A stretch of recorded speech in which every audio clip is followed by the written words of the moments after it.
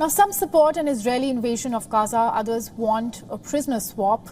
Relatives of dozens seized by Hamas say that they are united in their demand. The Israeli government must end their nightmare. More than 3 weeks after shock cross-border Hamas attacks, the fearful families feel that they are just starting to be taken seriously by the authorities.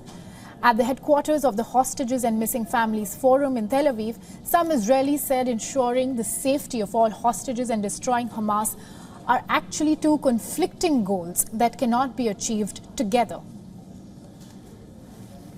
We are just hoping that Netanyahu and all the other politicians and the people that get this decision won't forget the hostages and will think about them before any decision that they are making.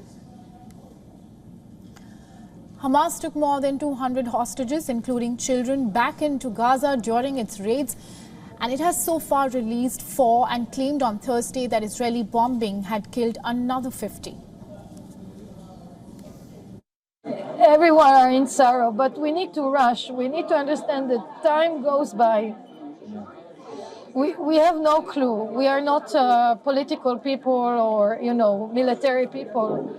We are two simple people that try to save our sister, and we must tell the story as much as possible, and it doesn't matter in which way. Everybody can help. On Saturday, Israeli Prime Minister Benjamin Netanyahu held a hastily arranged encounter with other relatives who had threatened to organize protests over the lack of contact from the government. The next day, about 80 hostage relatives met with President Isaac Herzog. They said that the president assured them that bringing out hostages from Gaza is a key aim.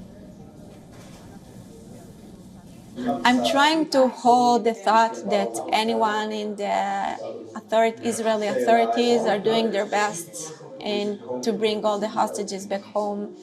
But I do think that if they're not here, if they're not back, then there's always more to do. Hamas leaders have demanded the release of some 5,200 Palestinian prisoners in Israeli jails in exchange for the October 7 hostages.